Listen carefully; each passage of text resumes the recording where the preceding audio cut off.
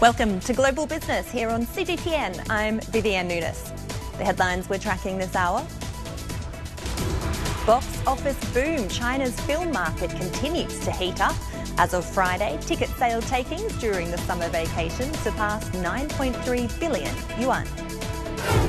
Trade spat following Washington's recent tariffs on Brazilian exports. Brazil takes steps that could lead to reciprocal action against the United States. And costs rise. A sudden increase in the fees to obtain Japanese tourist visas is causing concern among foreign residents and tourists.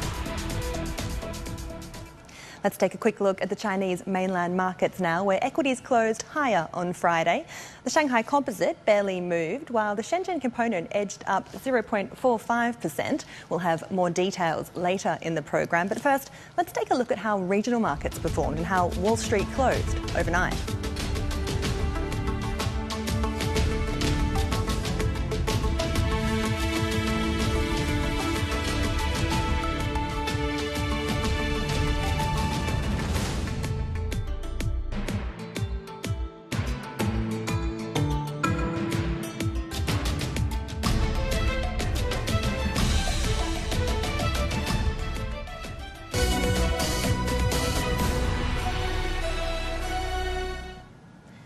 China's summer film market continues to surge, with box office revenue, including pre-sales, reaching 9.3 billion yuan, or $1.38 billion US dollars as of today.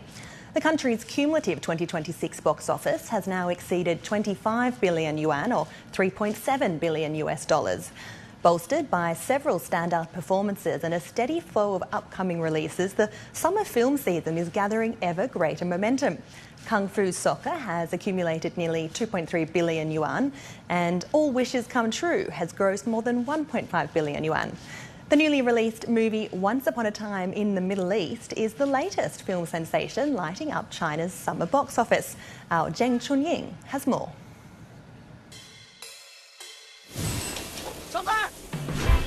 A Chinese restaurant, far from home, and a community caught in the shadow of war. Once Upon a Time in the Middle East follows Xu Fu, a Chinese chef who travels overseas to make a living, only to find himself confronting the realities of armed conflict. But rather than focusing on the battlefield, the film uses food and everyday life to explore survival, compassion, and the value of peace. The film is about friendship, life, and children. What struck me most is that every life matters, no matter where or when. And that story appears to be connecting with audiences. The film officially opened nationwide on August 11th. During preview screenings from August 8th to 10th, it generated nearly 40% of the box office, despite accounting for just 18% of screenings. Some preview screenings were already close to full.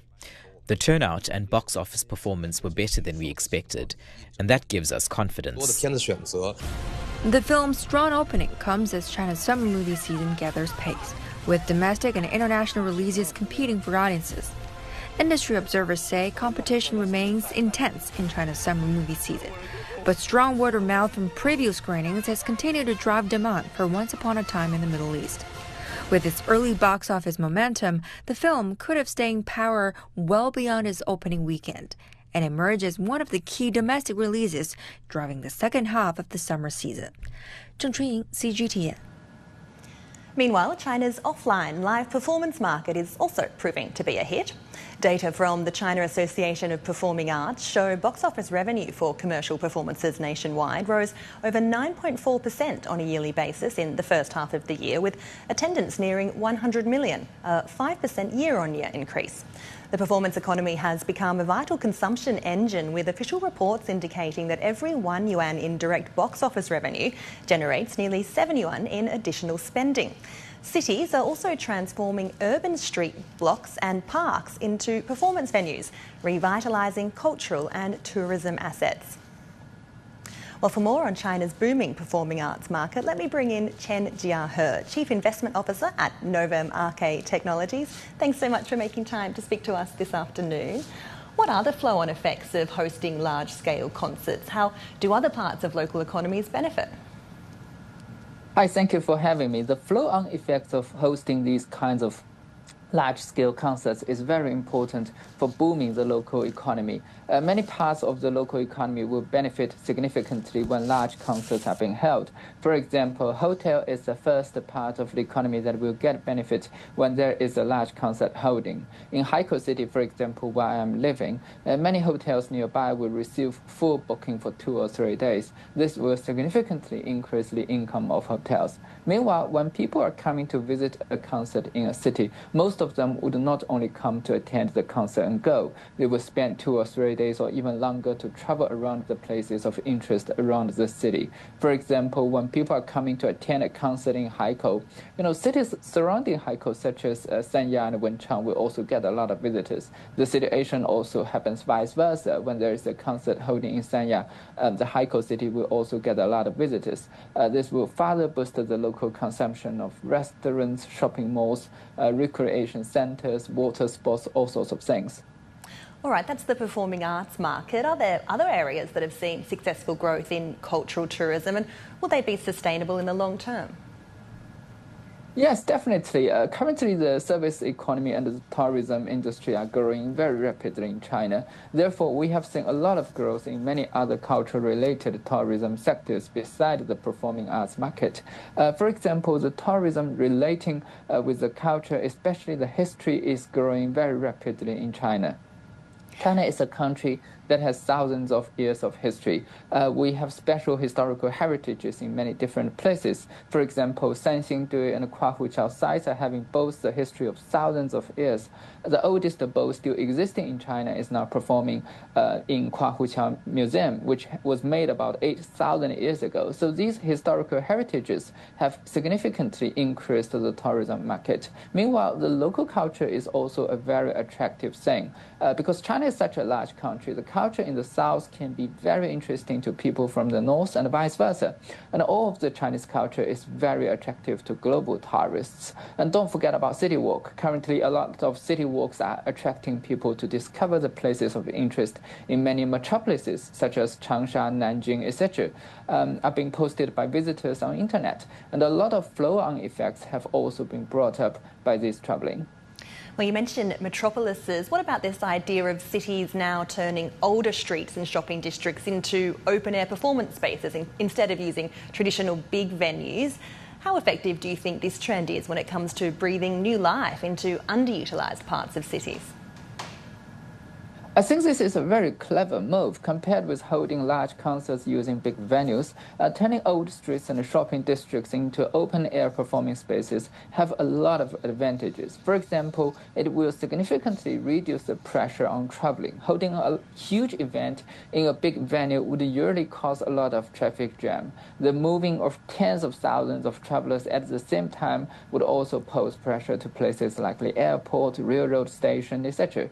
But holding more open-air performances, especially holding these performances at a smaller scale in old streets, shopping districts, traditional city areas, would have a much smaller impact to the normal life of the city. It can also bring potential customers closer to the shopping districts of the urban area, which will increase the consumption with the local economy as well.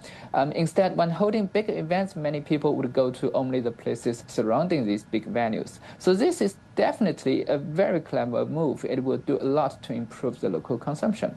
All right. Thank you very much for those thoughts. Chen Jia-he joining us there from Haikou. Now, a loofah plant may not look like much, but processing can transform it into a premium bath or kitchen cleaning product, selling for more than $10 a piece. Behind that transformation is a partnership between two Chinese regions, one with land and labour and the other with technology and markets. CGTN's Yobo Kun reports from Huangmei. It's loofah season. This is also a loofah. I have one of those at home, but before it becomes a bath sponge, it starts right here at Huangmei County, where vast stretches of farmland are dedicated to grow loofahs. Here in the village, farmers are busy harvesting mature loofahs from the fields and getting them ready for the next stage of processing. I decided to join them and see how it's done. 这个刮呢？这个就正好可以摘。看下面这个，一打下就，哦，它就掰下来。这个里面就空掉了，是吧？空掉它就沉着好这进水里面的好泡一下。I tried picking a few myself.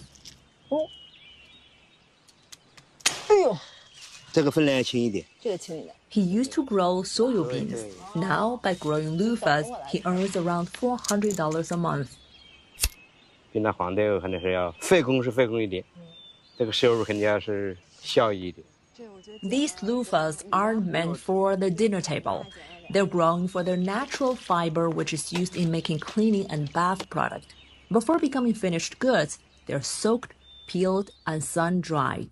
I'm now putting on my boots to join the farmers to peel the loofahs. These loofahs have been soaking for about 3 days. Now I'm going to beat them against the ground to get the outer layer off.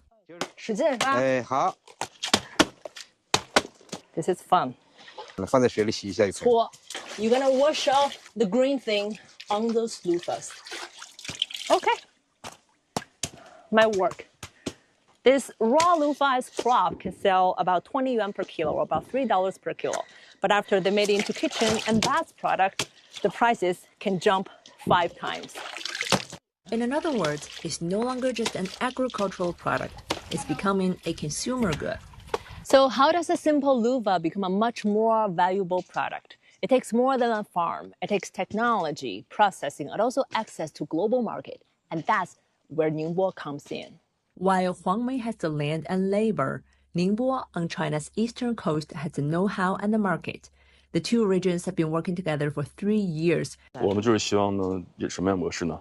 研发、设计、市场、渠道放在我们宁波，这边生产、加工、制造呢放到这样一个前店后厂分工协作的模式，来最大限度的发挥各自彼此的长板。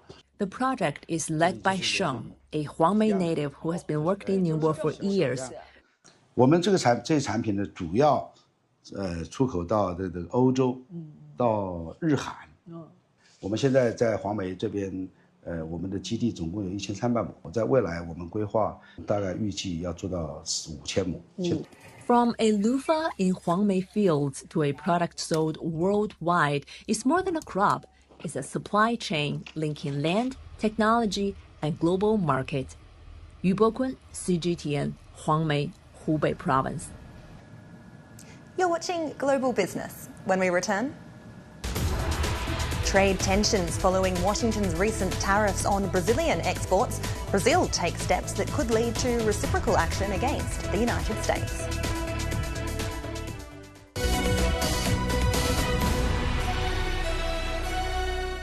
The world economy as we know it is about to change. Global Business reports highlight emerging markets, developing countries, and dynamic sectors worldwide. We feature top analysts and newsmakers to provide perspectives on every facet of business.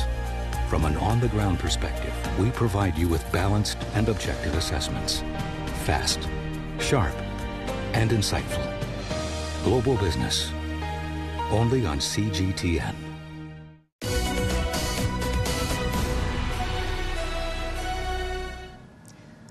Brazil has begun proceedings that could lead to reciprocal action against the United States following Washington's recent tariffs on Brazilian exports.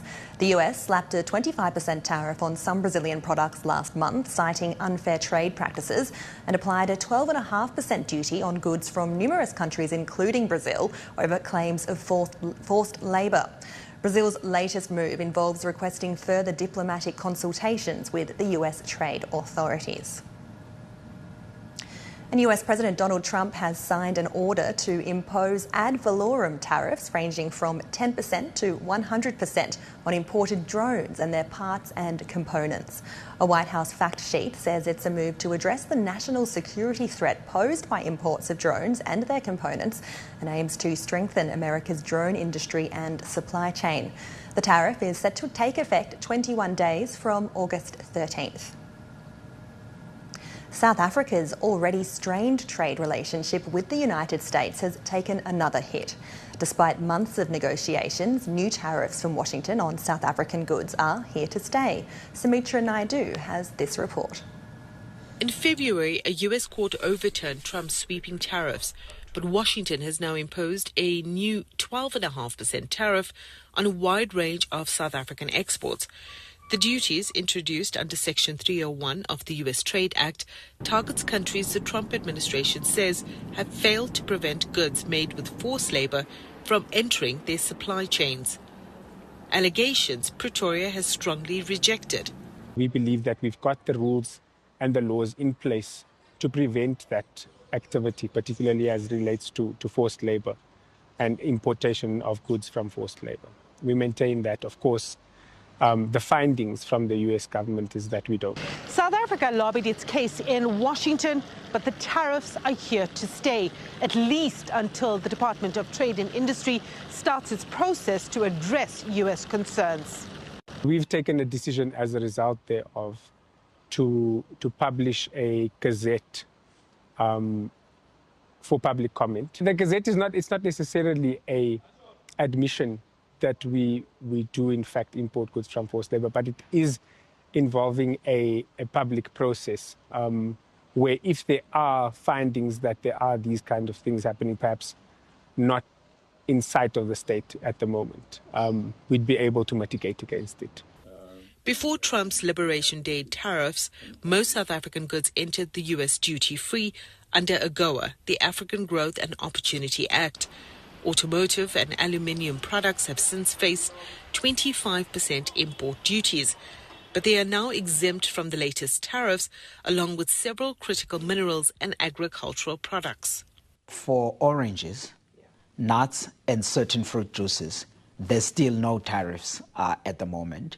And that shows you, though, that the U.S. administration understands that these tariffs are inflationary because they exempted them because these are the products they don't have and their consumers wanted these products. South Africa is not alone as Washington widens its global trade offensive, with 60 U.S. trading partners also facing the new tariff regime. Now these tariffs are not isolating South Africa like the 30% we were in while our competitors were facing far lower tariffs. They are not favorable, but at the same time not disastrous, if one can say that, because we could compete. Chile, Peru, they are facing the same tariffs as us, and they usually are major competitors in the U.S. market. Despite the growing tensions, Pretoria is adamant the U.S. remains an important trading partner.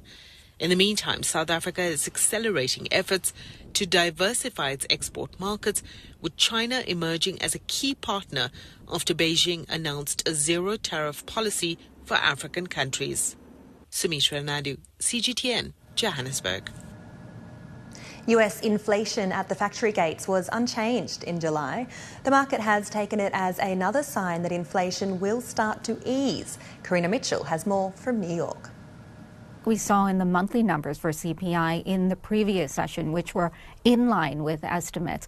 But PPI for the month of July unchanged. The estimate was to see a rise of 0.2%. Year over year, that number working out to 4.7%. That is the lowest number we've seen since March. So inflation is starting to tick lower. It's just taking a painfully long time for it to do so. And that was mirrored in the CPI annual data that we got again in the previous session. Now, if you look at the core number for PPI, that saw a rise of 0.2%, below the estimate of 0.3% year over year.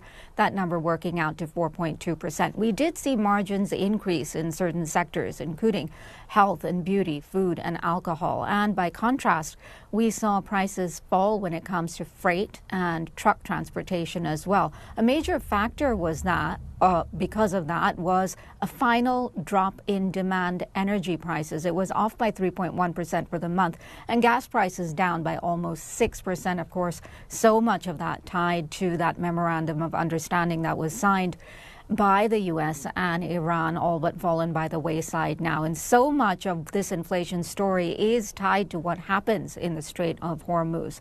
But markets, Wall Street, did like the tamer inflation data overall, and traders are now betting that we do not see a rate hike from the Federal Reserve when it meets for its policy meeting in September.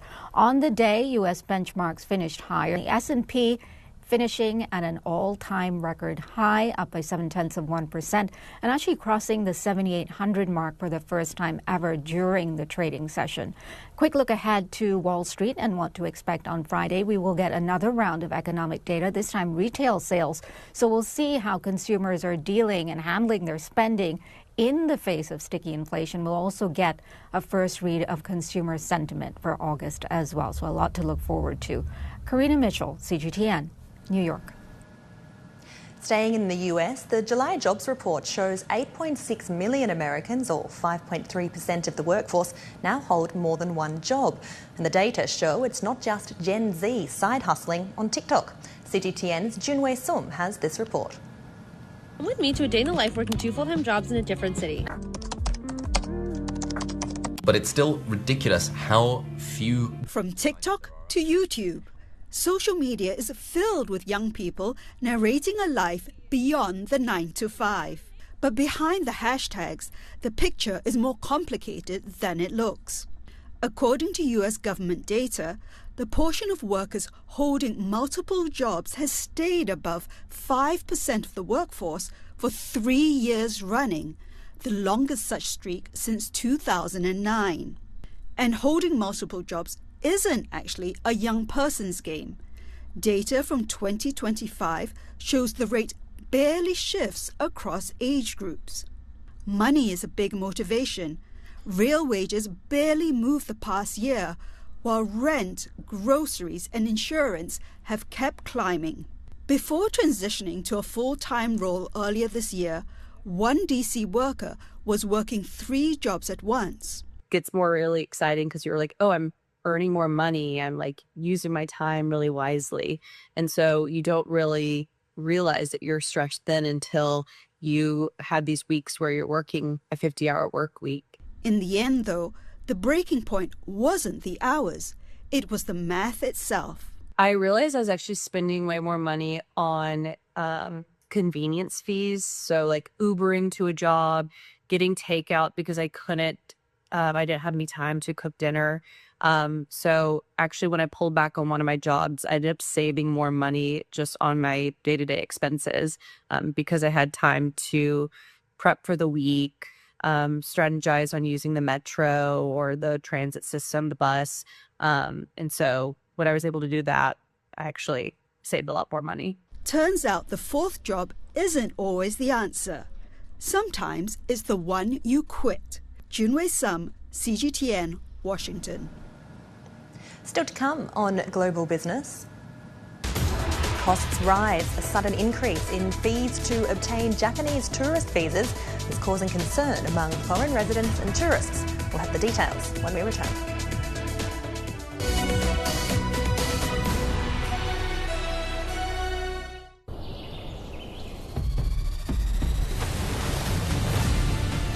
A vast land of 1.4 billion people. The world's 2nd largest economy. Home to stories of the unexpected, the unimaginable, the breathtaking. Stories that touch the soul. Feel the speed, the passion. Enjoy spectacular natural and cultural landscapes. Feel the thrill of cutting-edge innovations.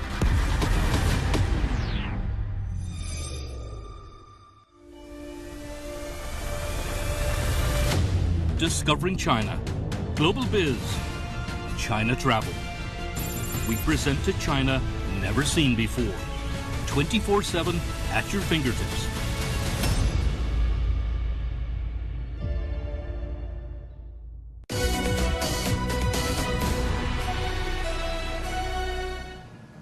Time now to check how equity markets on the Chinese mainland, Hong Kong and Tokyo wrapped up the week. And Timothy Pope is standing by for us in Shanghai. Good to see you, Tim. It's been another volatile week for Chinese mainland stock markets. What have you been following? Good to see you too, Viv. Volatility does seem to have set in for the moment on the Chinese mainland stock markets. We've had another week of investors throwing their money from one side of the market to the other and back again. Although there have actually been some consistent winners. Today the market started fairly muted after Thursday's sell-off, but there was a late recovery and that helped the Shanghai Composite Index close flat. The Shenzhen Component added almost 0.5%, and the Chinex board gained 1.1%. Biotech stocks, they did pretty well pretty much all this week. We talked before about the really strong first half of the year that we've seen for Chinese innovative drug companies, and that's really getting reflected in the market at the moment. And the other winners were optical module and data center cooling companies. We had investors looking for new angles to buy a slice on the AI infrastructure build-out. Today we saw it wasn't just investors doing that, actually. Optical module maker Zhongji InnoLight announced that it's buying a more than 10% stake in Zhongshi Technology, also called Beijing Jones Tech, which makes thermal management products for data centers. It helps keep all of Zhongji InnoLight's products cool while they're running. Zhongji is spending around 1.75 billion yuan on that purchase. Its shares were up 2.4% after that announcement, and Zhongshi hit its 20% daily limit gain. That move as well is going to look pretty familiar to anyone who's been watching the US AI boom, with companies that are benefiting from the AI infrastructure growth increasingly taking stakes elsewhere in their own supply chains. The other big story this week was the Unitree IPO, which was more than 8,000 times oversubscribed just by retail investors. So demand was absolutely massive. The robot maker raised 6.1 billion yuan at an IPO valuation of around 61 billion yuan. That's around $9 billion US. And that valuation is well above the roughly 42 billion that was implied by its original fundraising plan. As of right now, we don't have an exact date for its debut, but it's expected to start trading on the STAR market next week, Viv. A very big IPO. What about the other Asian stock markets then? What's been happening around the region? Well, Hong Kong's Hang Seng was in pretty poor shape compared to the other regional markets today. It ended the session 1.1% lower. This week was really earnings heavy for Hong Kong, and those results have been shaping trade for the last couple of days. Tencent was probably the biggest one. It was down 0.2% today, continuing to lose ground after a quarterly earnings miss, because despite strong revenue from its core gaming and advertising businesses, a lot of its cash flow is being directed at AI investment. We also had earnings from SMIC, which is very much on the other end of that seesaw. Tencent is spending money on AI, and SMIC is the one getting paid.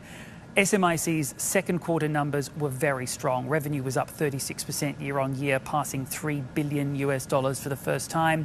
Net profit was triple what it was this time last year. And today the chip maker said its demand is so good, it's putting up the prices on its most popular products. SMIC's co-CEO, Zhao Haijun, said it's called fairer pricing.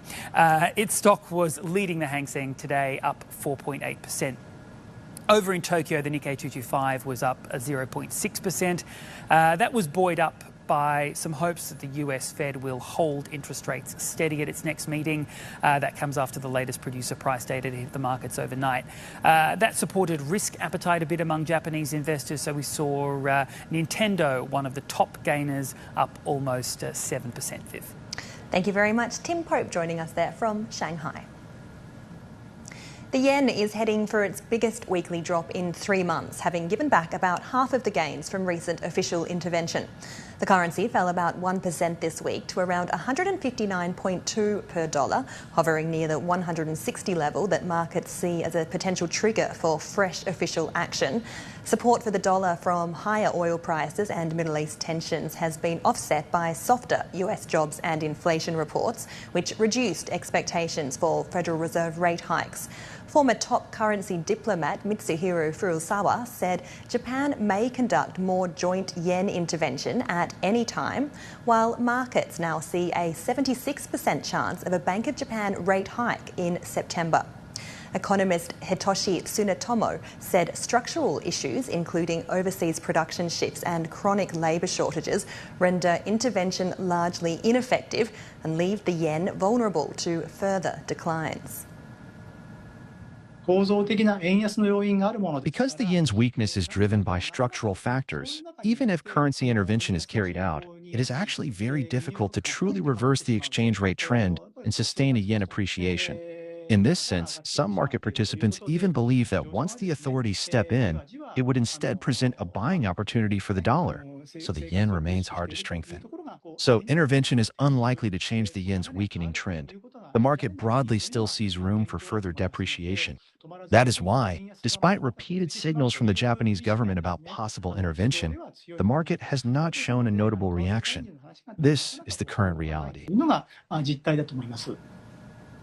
A sharp increase in Japan's tourist visa fees has sparked unease among foreign residents and travellers, particularly nationals from lower income countries who must secure visas for entry. This development comes as the nation's once thriving inbound tourism sector shows signs of weakening, pressured by escalating accommodation and consumer costs. Najib El-Kash has the story. This summer, Japan witnessed the first decrease in the number of incoming foreign tourists in 5 years. Japanese authorities raised the fees for single-entry tourist visas to 15,000 Japanese yen from 3,000, a 400% increase at the beginning of July. The price hike, the first in nearly 50 years, left many wondering about the timing of the drastic step at a time when the inbound tourism boom is facing serious challenges. Hotel costs keep going up as we check, and the closer it gets to the date, the more the hotel prices increase. People other than the French and other rich countries, they don't need to pay a visa. It's okay for them, they're rich. But for the poor country, developed country, and you need to pay about $100 and $200. They think this will be an obstacle for them to come in Japan.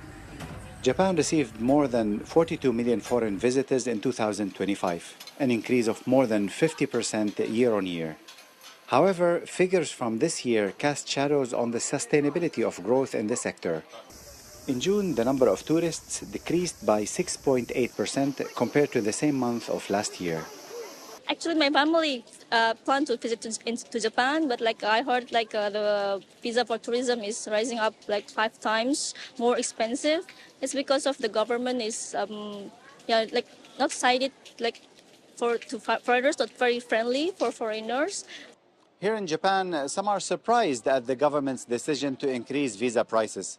They say statistics show the numbers of foreign tourists are down for the first time since the start of the current tourism boom, likely due to rising inflation and a considerable hike in accommodation prices.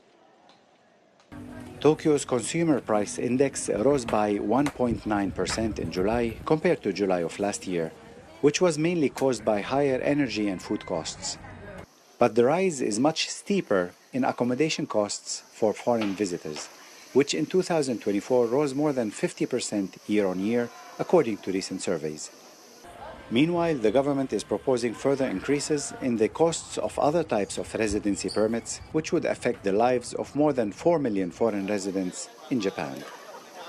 Najib El-Kash, CGTN, Tokyo.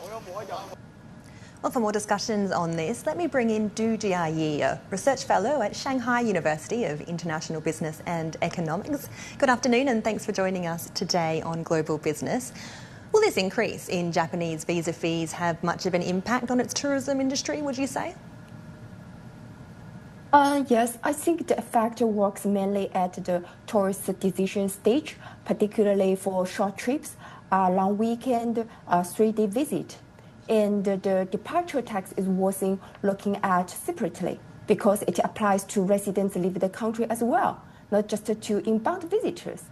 And that matters most for people who travel to neighbor countries frequently.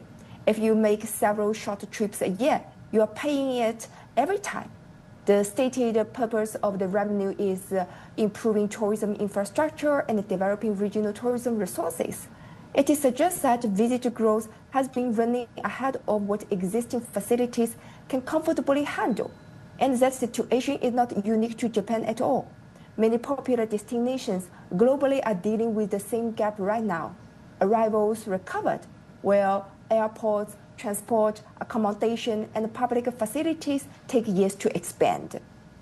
Yeah, it was interesting to hear that tourism numbers are down slightly, but over-tourism has long been a problem in Japan, like in other places, as you say. Cities like Venice, though, have introduced levies for tourists that haven't done much to lower numbers. That's now seen as a revenue-raising measure. Is that the risk here too in Japan? Yeah, I think the over-tourism was never really about the total numbers of visitors. Venice is an instructive example here. A day fee doesn't change the congestion. So there are two separate measures, and they often get discussed as one. First, how much revenue was raised. Second, was congestion erased. A policy can succeed on the first and achieve nothing on the second. Another point is who is complaining about over-tourism. The purpose of developing tourism is that local people can benefit from it. Ask a small shop owner in a tourist district whether they want fewer customers. I think the answer maybe is different. Residents complain about something different. Rent rising, not being able to board their own bus, the grocery becoming a souvenir shop. Increasing a fee doesn't address them either. So on the question of whether this becomes a revenue measure, the real test is whether the money comes back as capacity.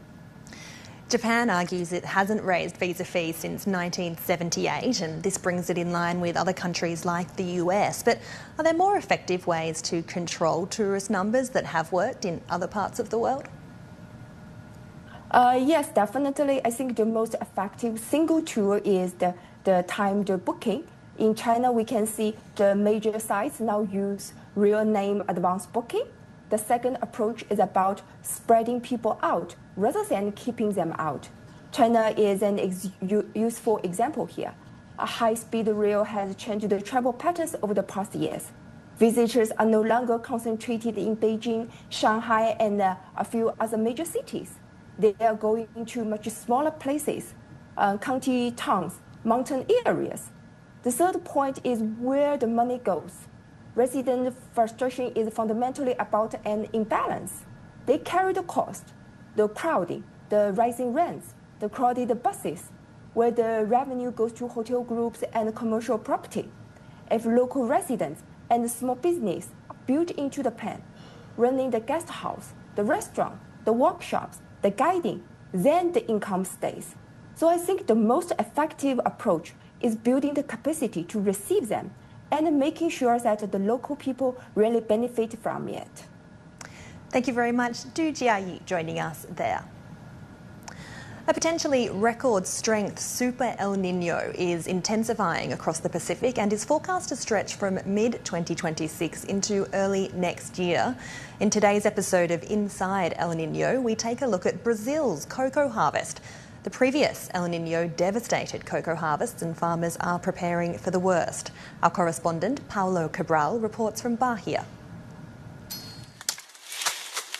This farm has been planting cocoa for about 200 years. Some things have not changed much, like the manual harvest, which needs human eyes and hands to pick the best fruit on each tree and human legs to negotiate the uneven terrain where cocoa plants share their space with other trees. On most farms, breaking the pods and separating the pulp still follow traditional methods.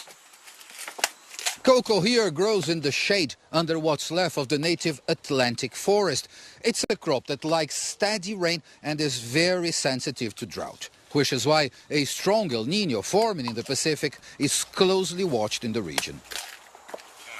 The sixth-generation farmer running this plantation says they've been introducing new varieties, more tolerant to a fungus called Witch's brood, which reached this region in the late 1980s. The fungus dries out parts of infected plants. It decimated plantations through the 1990s. Production in Bahia fell by more than 60% in little over a decade. A severe blow to this historic seaside town, one that cocoa made rich and novelist Jorge Amado made famous. A região vive hoje, na verdade, uma adaptação a convívio com. What the region is going through today is really an adaptation, learning to live alongside the disease. We haven't managed to fully get back on our feet, but we've understood how to coexist with the problem, and little by little, we're starting to bring in the solutions built up over this time. The fungus was never fully beaten. Farmers here still manage today. Then, decades later, came another blow of a very different kind. A strong El Nino in 2015 brought severe drought and destroyed plantations. Now farmers are bracing for another El Nino. A planta de cacau é uma planta, o fruto, ele tem ciclo longo. The fruit of the cocoa plant has a long production cycle. It takes 6 months. So anything that interferes during that period has a big effect on the harvest that we end up with. Here at the Cocoa Innovation Center, the SEEK, varieties have been developed and tested to help farmers cope with witch's broom with significant success. But the center's director says little can be done now to protect current plantations from a severe El Niño. Where there has been success is in adapting the plant to drier areas, a key strategy for long-term crop security as the world's climate changes. We are moving cocoa cultivation to dry areas, specifically to adapt these plants to dry seasons or to different weather conditions. So now we have a program, a breeding program, 100% dedicated to drought tolerance. The beans still need their share of sun, drying in the open before they're processed. But what these plants need as they grow is a balance of heat, shade and moisture, and any drastic change can cost a whole harvest. Much of it ends up here. Most of Brazil's cocoa is eaten at home in a country that loves its chocolate. But producers want more, a bigger share of markets abroad. El Niño is one more obstacle in the way, and what happens out in the groves is felt all the way down the chain, in markets far from here and in the livelihoods of the farmers it starts with. Paulo Cabral, CGTN, Ilhéus, Brazil. And that wraps up this edition of Global Business. I'm Vivian Nunes in Beijing. Thanks for watching.